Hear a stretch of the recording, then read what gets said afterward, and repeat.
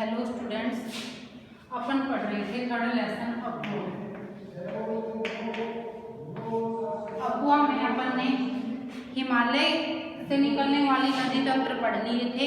हिमालय से निकलने वाली 3 नदियां हैं मुख्यतः सिंधु नदी, गंगा नदी और ब्रह्मपुत्र नदी। ये नदी और इनकी सहायक नदियां अपन ने पढ़ लिया था। अब दूसरा है अपना अपुआ में प्रायद्वीपीय नदियां। मैंने तुम्हें पहले बताया था ना कि 2 भागों में बांट कर ये नदी तंत्र अपन पढ़ेंगे। तो प्रायद्वीपीय नदियां हैं दक्षिण भारत की नदियां, प्रायद्वीपीय नदियां, ठीक है। अब इनमें प्रायद्वीपीय नदियां वो हैं जो प्रायद्वीपीय भारत से निकलती हैं, या तो पश्चिमी घाट से निकल के पूर्वी घाट की तरफ बहती हुई बंगाल खाड़ी में गिरती हैं या अरब सागर में गिरती हैं, ठीक है। अब अपन एक बार मैं बना देती हूँ पूरा पूरी।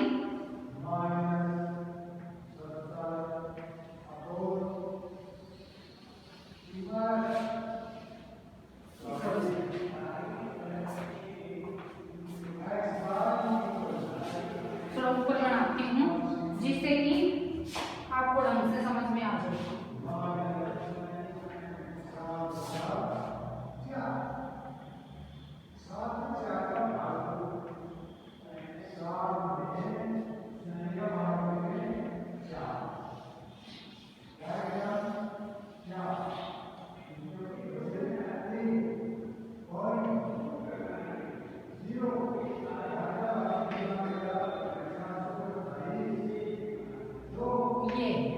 ठीक है, अब अपन ने उत्तर भारत की नदियां पढ़ लिया था। अब अपन पढ़ेंगे दक्षिण भारत की नदियों में। उत्तर भारत की नदियां हिमालय पर्वत से निकलने वाली नदी तंत्र अपन ने पढ़ा था। तो इसमें अब है ये प्रायद्वीपीय, ये था ना ये भाग प्रायद्वीपीय नदियां, ये पश्चिमी घाट है पूर्वी घाट। तो इसमें कौन कौन सी नदियां निकलती हैं और कौन कौन सी नदियां बहती हैं, अब इनका अध्ययन अपन करेंगे। तो इसकी मुख्य मुख्य कौन सी नदियां हैं, देखो प्रायद्वीपीय भारत की नदियां हैं महानदी, गोदावरी, कृष्णा, कावेरी, जो कि बंगाल की खाड़ी में गिरती हैं, और 2 नदियां हैं नर्मदा और ताप्ती जो अरब सागर में गिरती हैं। यह है बंगाल की खाड़ी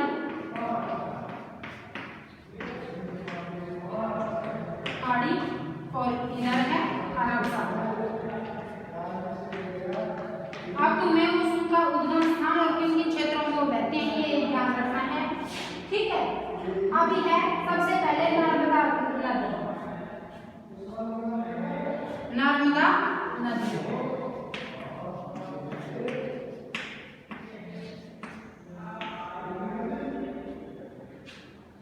अभी मैंने बताया कि नर्मदा और ताप्ती जो ऐसी नदियां हैं दो जो कि कहाँ गिरती हैं, अरब सागर में।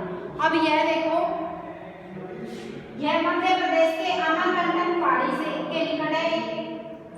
नर्मदा नदी का उद्गम स्थान कहाँ है, मध्य प्रदेश के अमरकंटक नामक स्थान से यह निकलकर इधर देखो, यहाँ से यह निकलकर और यहाँ बहती हुई है अरब सागर में गिरती है। यह नर्मदा नदी है, ठीक है। नर्मदा नदी कहाँ से निकलती है, मध्य प्रदेश के अमरकंटक पहाड़ी से के निकट से, और यह ब्रह्म घाटी में बहती है। समुद्र तक पहुंचने के क्रम में यह नदी बहुत ही दर्शनीय स्थलों का निर्माण करती है।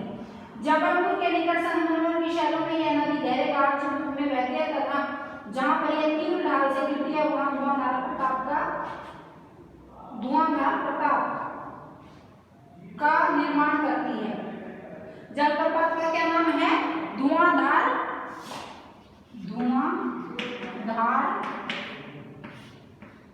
जलप्रपात का निर्माण करती है, ठीक है। एक बड़े ही जलप्रपात का क्या नाम है, धुआंधार जलप्रपात।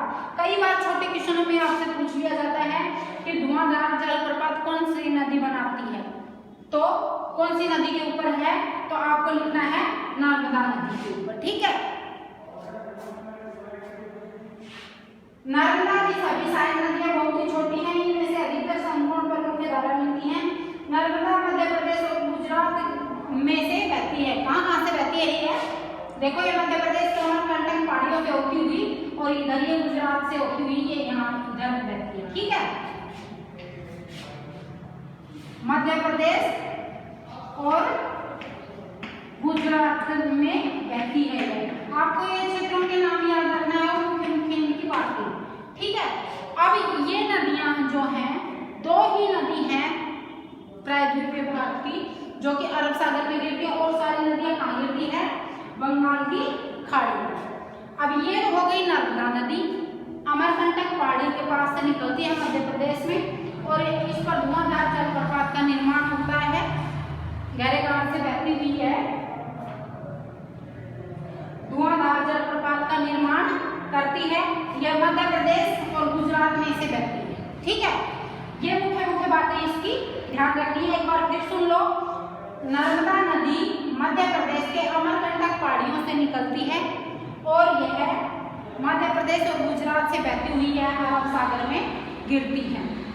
अब यह इन पहाड़ियों से बहती हुई धुआंधार जलप्रपात का निर्माण करती है। यह मुख्य बात इसकी यही है। गहरे घाट से भ्रंश घाटी से होती हुई यह नदी बहती है, भ्रंश घाटी से होती हुई यह नदी बहती है। अब दूसरी है ताप्ती नदी, नर्मदा नदी और ये पश्चिम में बहने वाली दो नदियां हैं, ताप्ती नदी। ठीक है, अब यह भी इधर ही अरब सागर में गिरती है। यह और कहाँ से रहती है? यह छोटी छोटी नदियां हैं, ये ज्यादा लंबी नहीं है। ताप्ती का उद्गम मध्य प्रदेश के बैतूल जिले में सतपुड़ा की श्रृंखलाओं में है। यह भी नर्मदा के समान भ्रंश घाटी में ही बहती है। इसका भी मध्य प्रदेश में इधर ये स्थान से उत्तर में ये यहाँ गिरती है। इसका नाम है ताप्ती। यह इस नर्मदा के समानांतर ही बहती है। ठीक है, भ्रंश घाटी से होती हुई। अब इसमें देखो, इसकी द्रोणी यह बहुत ही कम लंबाई में बहती है। मध्य प्रदेश, गुजरात और महाराष्ट्र के कुछ भागों में इसका क्षेत्र है। कहाँ है इसका? यह इसका तो मध्य प्रदेश और ताप्ती का कहाँ है? मध्य प्रदेश, गुजरात और महाराष्ट्र के कुछ भागों में, महाराष्ट्र में इसका बहाव क्षेत्र है। ठीक है, कौन कौन से जिलों राज्यों से बहती है? ये मध्य प्रदेश, गुजरात और महाराष्ट्र से। इधर मध्य प्रदेश से निकलते हुए फिर इधर गुजरात के कुछ भागों, कुछ महाराष्ट्र के भागों में से होती हुई अरब सागर में मिलती है। अब इसमें देखो आगे है, अरब सागर तथा पश्चिम घाट के बीच का तटीय मैदान बहुत अधिक संकीर्ण है, इसलिए तटीय नदियों की लंबाई बहुत कम है। पश्चिम की ओर बहने वाली मुख्य नदियां हैं साबरमती, माही, भारतपुजा और पेरियर। इन राज्यों के नाम होते हैं जहाँ पर ये नदियां, और ये साबरमती ये गुजरात में से रहती है, इसलिए छोटी छोटी नदियां हैं जो अरब सागर में गिरती हैं। ठीक है, अब ये दो नदियां पढ़ी है हमने, नर्मदा और ताप्ती। प्रायद्वीप भारत की ये दो ही नदियां हैं जो कि अरब सागर में मुख्य रूप से, बड़ी नदियां ये दो ही और छोटी छोटी वितरिकाएं पाएंगी।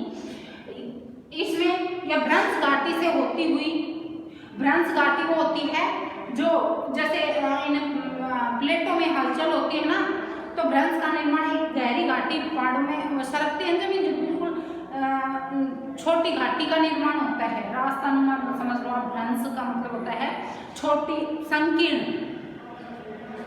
तो उन घाटियों में से, पहाड़ी क्षेत्रों में से होती हुई यह बहती है।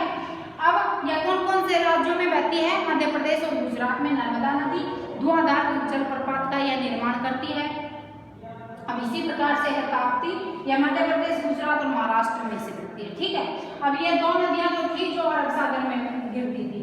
इसके बाद हैं अब जो यहाँ बंगाल की खाड़ी में गिरती हैं प्रायद्वीप की नदियां, वो देखो, वो है मुख्य मुख्य नदियां में। उनमें देखो सबसे पहली है गोदावरी नदी, सबसे पहली है गोदावरी नदी।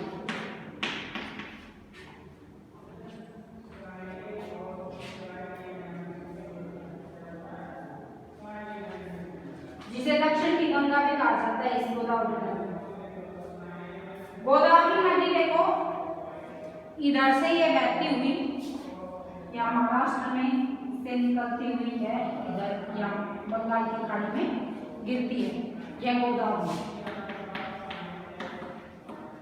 दक्षिण भारत की सबसे लंबी नदी है ये, इसीलिए इसे दक्षिण की गंगा से भी के नाम से भी जाना जाता है। सबसे बड़ी नदी है ये गोदावरी। ठीक है, अब यह महाराष्ट्र के नासिक जिले में पश्चिम घाट की ढालों से निकलती है, जिसकी लंबाई है 1500 किलोमीटर।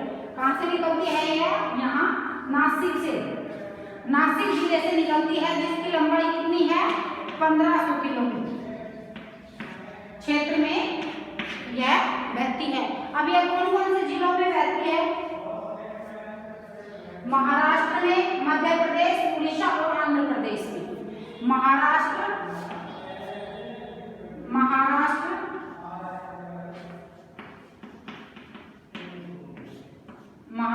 मध्य प्रदेश,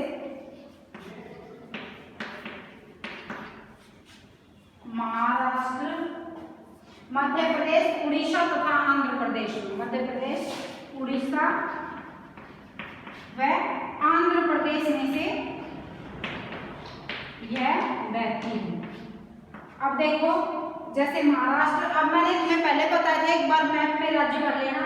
महाराष्ट्र, फिर कुछ भाग मध्य प्रदेश का होता हुआ इसमें इधर से ये मध्य प्रदेश, इधर ये आंध्र प्रदेश से होती हुई और यह उड़ीसा में बहती हुई है। इधर कुछ क्षेत्र आंध्र प्रदेश का और उड़ीसा से यह बंगाल की खाड़ी में अपना जल गिराती है।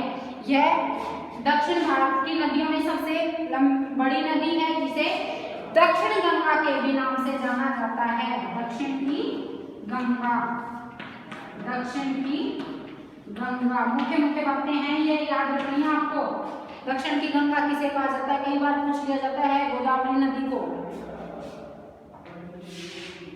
अब इसकी सहायक नदियां कौन कौन सी हैं? पूर्णा, वर्धा, मांजरा, पेनगंगा, पेनगंगा। पूर्णा, वर्धा, मांजरा, जो देखो मैं एक बार इसमें बता देती हूँ मैप में। इधर से ये पेनगंगा आती है, पेनगंगा, पूर्णा, वर्धा, इस प्रकार से इसकी सहायक नदियां हैं। अब एक बार मैं लिख देती हूँ सहायक नदियां कौन कौन सी हैं। पूर्णा, वर्धा, पेनगंगा, पेनगंगा, पेनगंगा। ठीक है, पेनगंगा और वेनगंगा,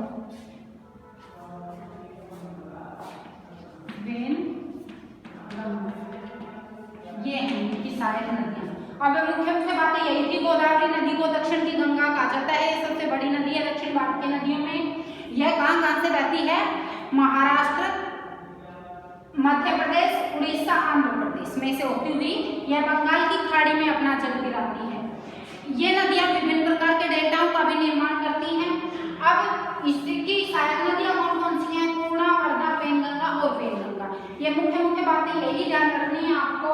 मैं बार बार इसीलिए बता रही हूँ कि इन बातों को आप ध्यान रखो। अब दूसरी नदी इसकी है, देखो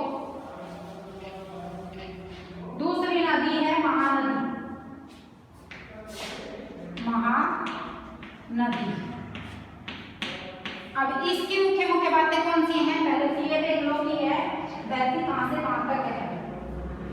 छत्तीसगढ़ की ऊंची भूमि से उड़ीसा से बहते हुए बंगाल की खाड़ी में मिलती है। महानदी का उद्गम कहां है? छत्तीसगढ़ की उच्च भूमि से, इधर छत्तीसगढ़ की उच्च भूमि से उड़ीसा से बहती हुई है, इधर बंगाल की खाड़ी में अपना जल गिराती है महानदी।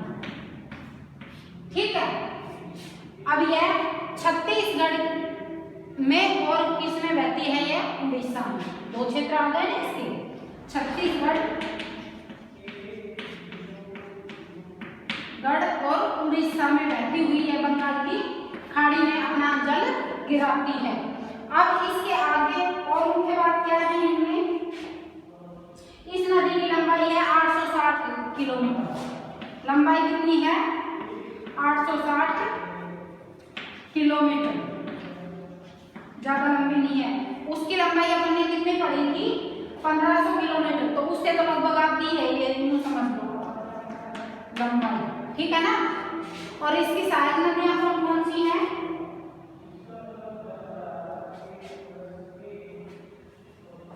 इसका महानदी का उद्गम क्षेत्र देखो महाराष्ट्र, छत्तीसगढ़, झारखंड और उड़ीसा में है।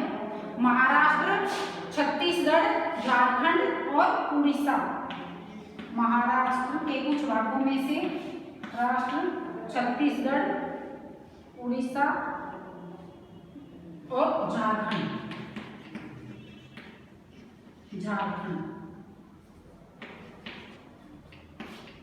यह 4 क्षेत्रों में से रहते हैं, 4 राज्यों में से छत्तीसगढ़, उड़ीसा, महाराष्ट्र और झारखंड के कुछ भागों में से और महाराष्ट्र के भी कुछ भागों में से।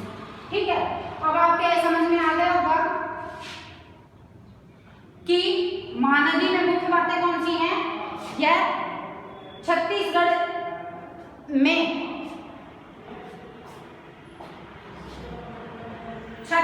की उच्च भूमि से इसका उद्गम स्थान है और यह महाराष्ट्र, उड़ीसा और झारखंड, छत्तीसगढ़ में बहती हुई है, बंगाल की खाड़ी में गिरती है। इसकी लंबाई कितनी है? 860 किलोमीटर लंबी है। ठीक है, अब आपको ये मुख्य मुख्य बातें ही ध्यान रखनी है। इसमें एक तो इसका भाव क्षेत्र, लंबाई और किन किन क्षेत्रों में इसमें, और कोई मेन चीज जैसे कोई जलप्रपात बनाती है या उस पर विभिन्न प्रकार के कोई बांध बना हुआ है तो वो ही आपको याद रखना है। ठीक है, इसके आगे है कृष्णा नदी।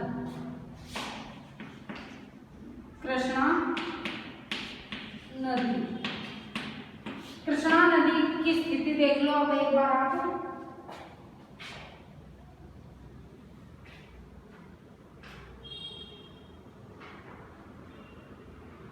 इधर यह तमिलनाडु से और बहती हुई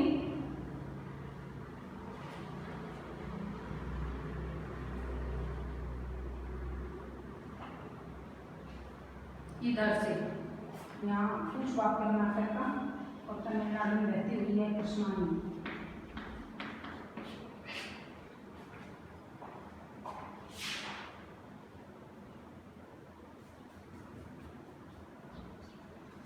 तो ये दो है कृष्णा नदी है, कृष्णा नदी तो यहाँ है, ये तो कावेरी है। कृष्णा नदी है, कृष्णा नदी तो यहाँ महाराष्ट्र में से होती हुई है कृष्णा नदी। अब देखो ये कौन कौन से जिलों में बहती है कृष्णा नदी। यह महाराष्ट्र में से निकलती है, पश्चिमी घाट में महाबलेश्वर के निकट से निकलकर कृष्णा 1400 किलोमीटर, इसकी लंबाई कितनी है? 1400 किलोमीटर लंबाई है इसकी। और कौन कौन से क्षेत्र में बहती है यह देख लो एक बार। महाराष्ट्र, कर्नाटक और आंध्र प्रदेश में, इधर से यह निकलती हुई महाराष्ट्र, इधर ये कर्नाटक और आंध्र प्रदेश से होती हुई यह इधर। ठीक है, महाराष्ट्र लिख लो आप, महाराष्ट्र, कर्नाटक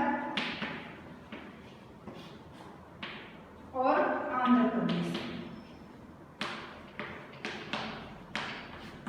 से बहती हुई है, बंगाल की खाड़ी में गिरती है। अब इसकी सहायक नदियां देख लो एक बार आप।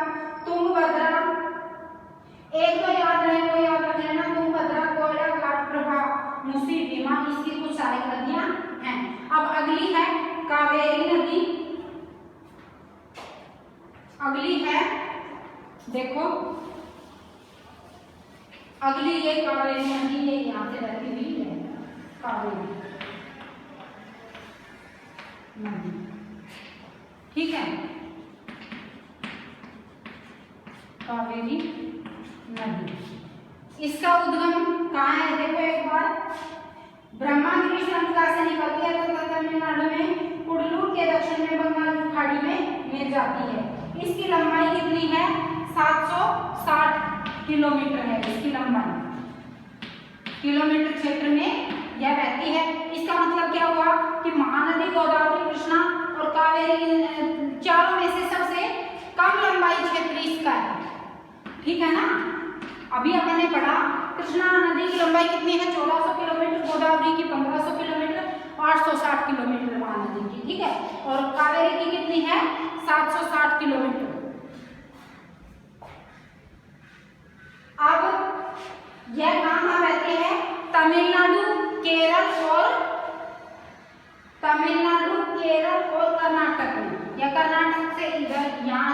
निकलती है ना, तो ये तमिलनाडु, कर्नाटक और केरल में, तमिलनाडु,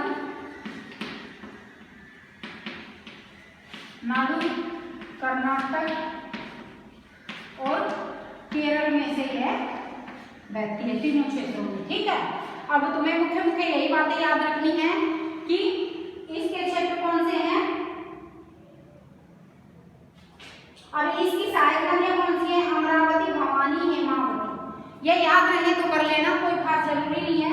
अब आपकी मुख्य बातें यही है। कावेरी में देखो 760 किलोमीटर क्षेत्र में बहती है, यह कर्नाटक, तमिलनाडु और केरल में बहती है। ठीक है, और फिर अरब सागर में अपना जल, बंगाल की खाड़ी में अपना जल गिराती है। अब यहाँ पर ने 4 नदियां पढ़ी हैं। महानदी जो कि मध्य प्रदेश के बैतूल जिले से यह निकलती है, अभी बताया था मैंने। इसमें इसकी लंबाई कितनी है महानदी की? 860 किलोमीटर। और यह अगवा क्षेत्र कहाँ है इसका? महाराष्ट्र, छत्तीसगढ़, झारखंड और उड़ीसा में बहती है। इसी प्रकार से गोदावरी सबसे लंबी नदी है, इसलिए इसको दक्षिण की गंगा कहा जाता है, 1500 किलोमीटर। और यह कहाँ बहती है? मध्य प्रदेश में, महाराष्ट्र में, उड़ीसा तथा आंध्र प्रदेश में बहती है, वही यह बंगाल की खाड़ी में गिरती है। इसी प्रकार से है कृष्णा नदी, 1400 किलोमीटर बहती है, बंगाल की खाड़ी में गिरती है। और यह कौन से क्षेत्र में? इसका वह क्षेत्र कौन सा है? महाराष्ट्र, कर्नाटक और आंध्र प्रदेश।